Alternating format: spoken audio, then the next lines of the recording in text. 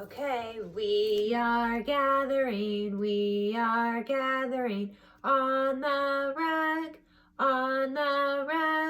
Everyone is here now, finding their own place now. We are here. Hi, readers. I should say hi, avid readers. So today we are on session 4. So all week we've been learning about what an avid reader is, how avid readers read everywhere, how avid readers can react to stories, and avid readers can get in their characters' shoes and see and feel and hear what they're doing and make thoughts about books and what they think about certain parts, which they like, what they don't like, how are they feeling when they're reading different parts, the important things during stories. And we're going to continue all that today. But I wanted to start off with a little story. So even though the teachers haven't been in school, just like you guys haven't been in school, we still have, teacher meetings, and we still talk about different things that are going on in the school. We talked about getting ready for Israel Day yesterday, and we talked about what we're learning about, and some teachers are talking about how they're doing assessments and other, all different things that are still, so we're teaching and we're still meeting and talking about different things in the class, in the school. And I was so excited to hear that the other day that Maura Alta and Dr. Bogle were talking about how they've been hearing little rumors and had been hearing from different people that our Banyan class is like a class full of avid readers. And I was sharing with them how we've read like over 800 books in Epic Kids, and how I've been doing reading with people daily, and a couple people I read with yesterday are ready for new leveled books, and how I've been working on sight words with a lot of friends, and how some friends need new book bags because they're past the books they need, and they were so impressed with the avid readers we have, and it just filled me up with so much happiness and joy.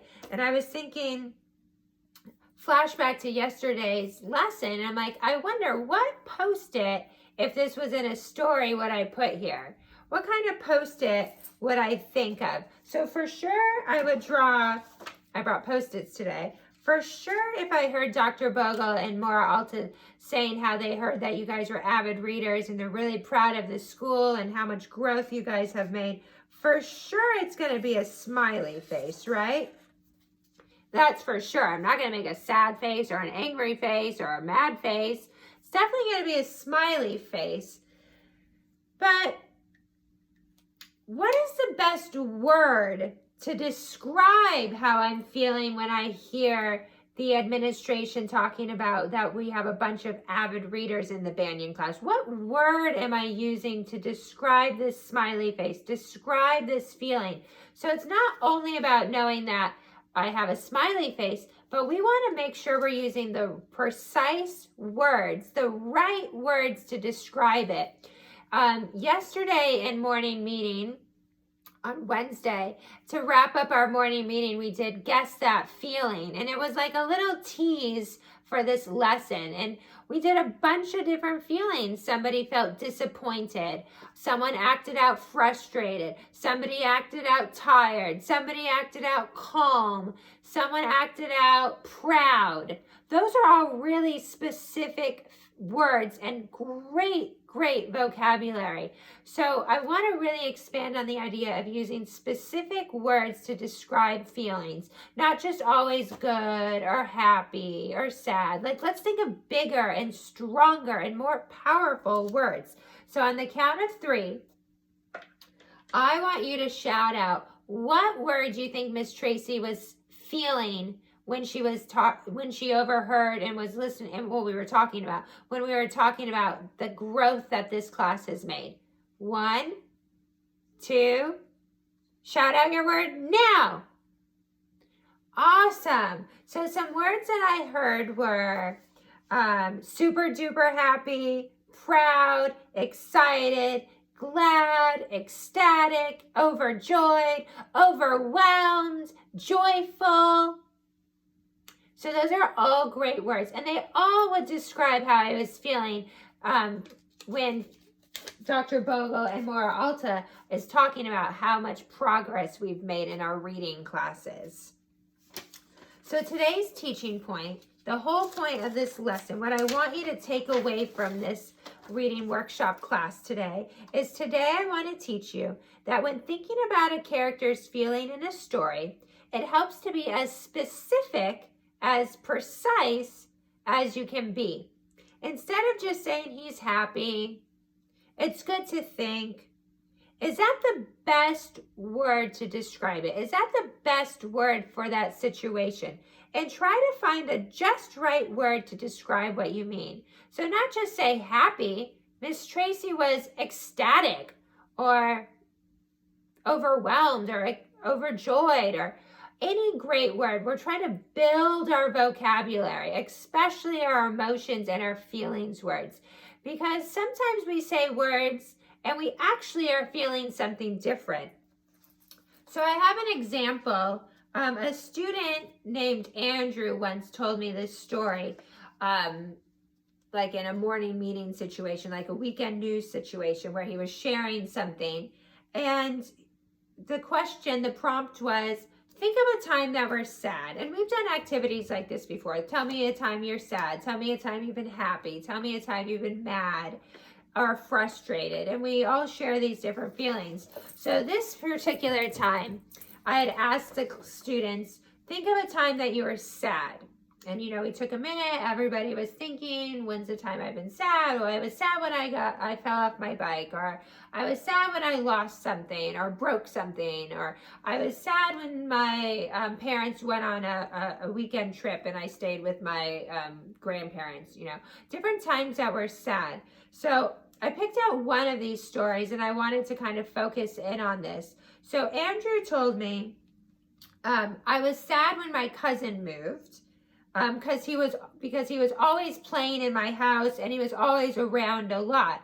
So Andrew and his cousins lived really close together, and they oftentimes would, have play dates or go over to each other's house for dinner and stuff like that.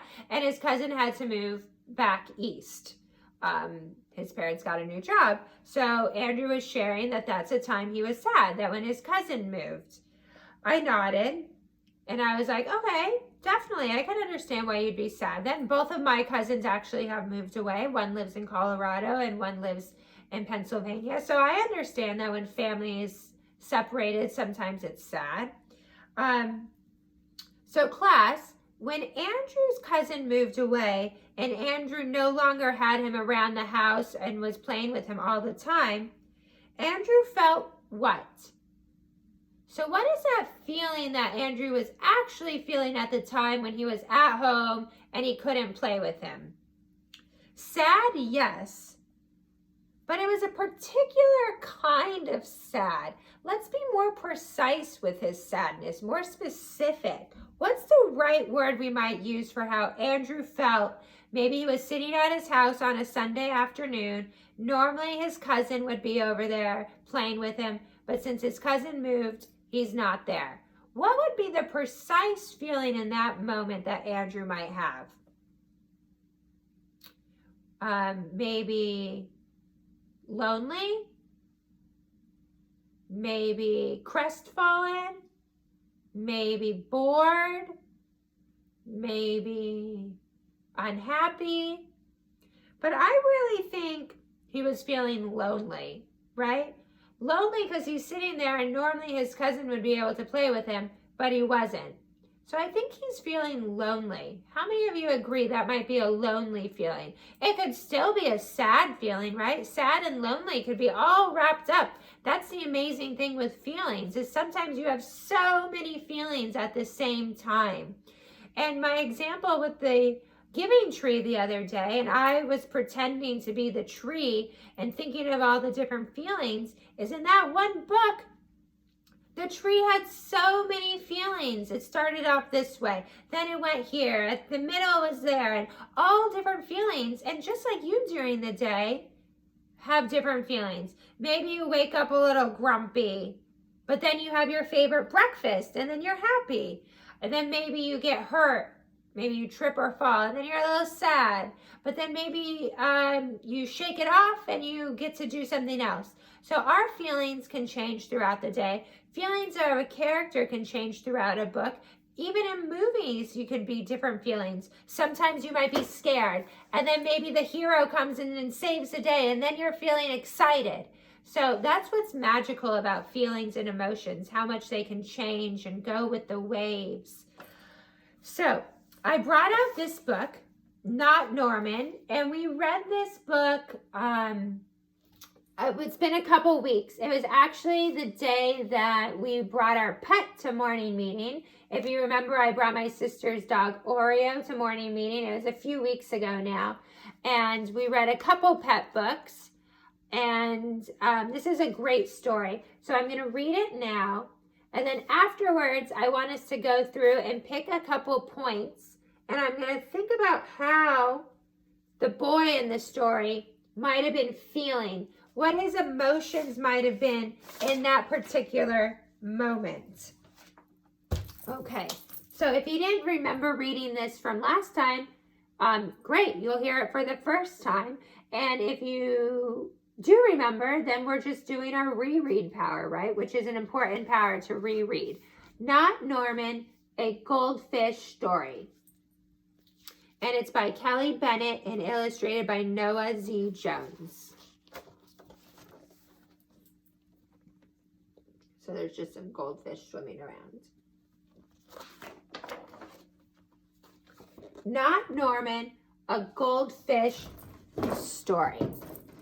I'll just scooch a little bit closer so you can see the pictures better.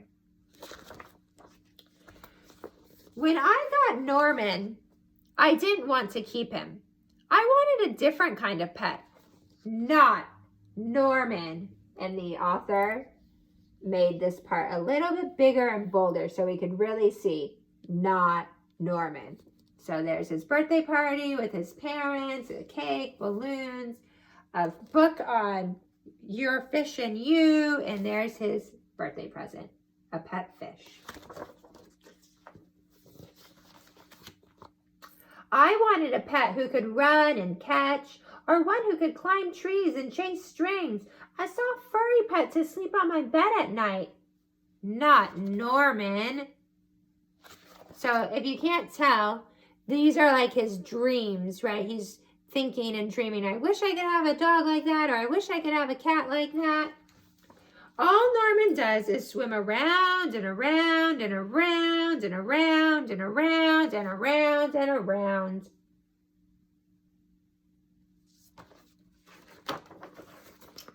This is it, Norman, I decided. I'm trading you for a good pet. Norman doesn't move, not even a fin twitches. How can I trade him like this?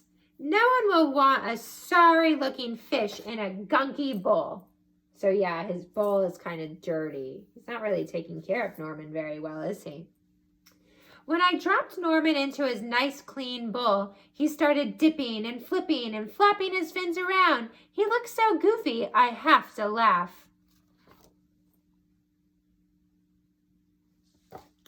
Don't think that just because you made me laugh, I'm going to keep you, I tell him. Tomorrow, you're out of here. Norman blows a stream of bubbles. So let's see what the plan is to get rid of Norman. How is he going to do it now that he's cleaned up his bowl? The next day, I take Norman to school with me. If I talk him up really good during show and tell, maybe someone will want him. On the way there, we see my friend Austin. Austin has a real cool dog and 7 puppies. Want to swap one of your pups for Norman, I ask? Who's Norman, asks Austin. My goldfish, I say. By the time I rescue Norman, half his water is gone. So those naughty puppies are drinking Norman's water, his fishbowl water. I'm sorry, I tell Norman when we get to school. I'm really sorry. He just stares at me all googly-eyed. So he's putting some clean water in Norman's bowl. Finally, it's my turn to show and tell. Just as I start talking about goldfish, to the class, Emily shouts, "Jenny's gone! Who let my snake loose?" So there's Jenny looking in her snake aquarium, and there's no snake left. So he's trying to give this presentation, and I have a feeling it's going to be interrupted now by a missing snake. Ah! So you can see all the kids are running away. They ran in a hurry. The chairs fell over. The teacher's running out the door. Everyone's running away because there's a snake loose in the classroom. And he's just trying to talk about Norman and how wonderful he is. Does anyone hear the story of how I got Norman? Does anyone even ask to hold his bowl? No. They're all jumping and screaming and chasing the snake. Not Norman. He's looking right at me. "Thanks for listening," I tell him.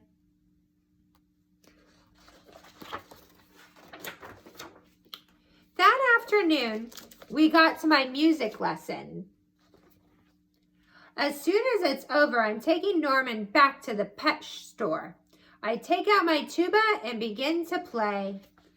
Boom, boom, boom, ba, ba, ba, ba, boo, boo, boo, bee. I glance over at Norman. He's swaying back and forth. Glug, glug, glug, glug, he mouths. "Look, Norman's singing," I say. "Pay attention," snaps Maestro, and try to play the proper notes.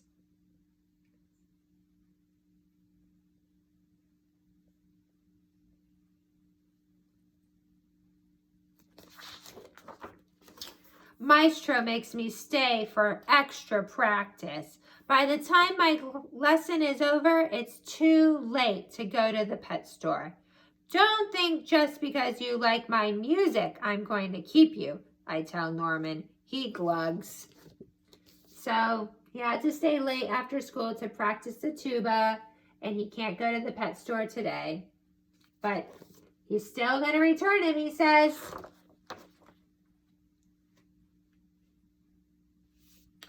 That night, I'm sound asleep when screech, screech. What's that noise? Scratch, scratch, screech. Yikes, there's something at the window. Then, out of the corner of my eye, I spot. What's in his room? What's scaring him? Oh no! Norman! He isn't scared. He isn't swimming around in circles either. He glugs and gives me a little wave. I'm not alone. So he's super scared, but then he sees Norman. He's like, okay, well, Norman's not scared. I'm not in here by myself. What's going on? Together, Norman and I slide open the curtains. It was just a broken tree branch. Thanks for watching out for me, Norman. On Saturday, I take Norman to the pet store, just like I said I would. I look at the cats and dogs and snakes and birds. I look at the hamsters and mice and lizards too. They all look like good pets, but they are not Norman. Is he having a change of heart? When I got Norman, I wasn't sure if I wanted to keep him. But now, even if I could pick any pet in the whole world, I wouldn't trade him. Not Norman. And look at, you got him a super cool fish tank now, way bigger. And it's got like an underwater diver and a treasure chest and some plants, kind of like how our tank is, right? With all cool things in it. And he wrote a sign on the top, "Norman, what amazing fish." So he definitely changed his mind throughout the story. So I'm just going to pick a couple pages and demonstrate how we can really think about the different feelings that he might have been feeling during the story as the character, right? And the main character is the boy. So I'm pretending to be the boy and what feelings he might have on the different pages. So I'm going to start right in the beginning when he originally got his birthday present. So think for a second what feelings he might have had there. And there's lots of different options you could have, right? Sometimes it could be more than one feeling. Maybe you're thinking he's feeling something and I'm thinking something different. So remember, I'm going to try to draw a little face demonstrating that feeling.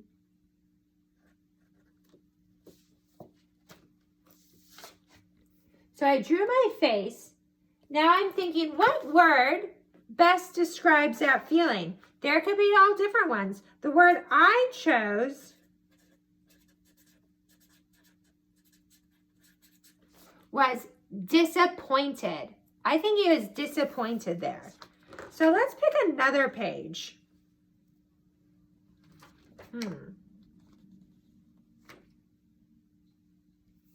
How about this page? So this is the page where he's kind of complaining that he can't play catch with him or he can't cuddle with him. All he does is swim around and around and around and around. So what feeling might he have there? He could have a lot. The feeling I'm choosing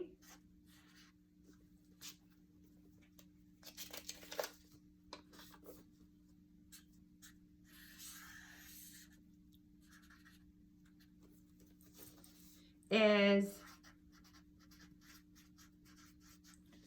annoyed. I think the boy is feeling annoyed there. He's annoyed that Norman can't catch. He's annoyed that Norman can't cuddle with him in bed. He's annoyed that all Norman does is swim around and around and around and around. Okay, what about this page? When nobody's listening to him, right? Everyone's running away and not hearing his presentation.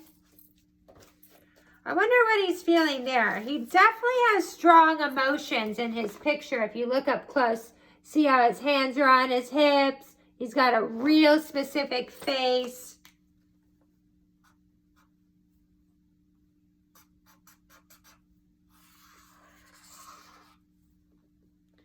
I think he's angry here that nobody is listening to him. So far, I only picked 3 pages, and I've had 3 different precise words. I've had disappointed, I've had annoyed, I've had angry. Now, he doesn't always feel that way, right? This one, you could maybe do frightened or scared or nervous. But then he sees Norman, and he kind of feels comforted, right? He feels a little more safe here. So more different feelings that we're going through. And then at the end, what's the feeling he decides when he keeps Norman?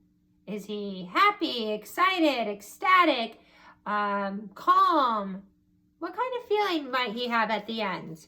So that's the end of our lesson today. I know today was a much longer lesson, and I really hope that we're going to continue working on these idea of different feelings and expanding on that. It's time to read now, so grab your book bags and try to read for at least 10 to 15 minutes. Practice, practice, practice. Bye, readers.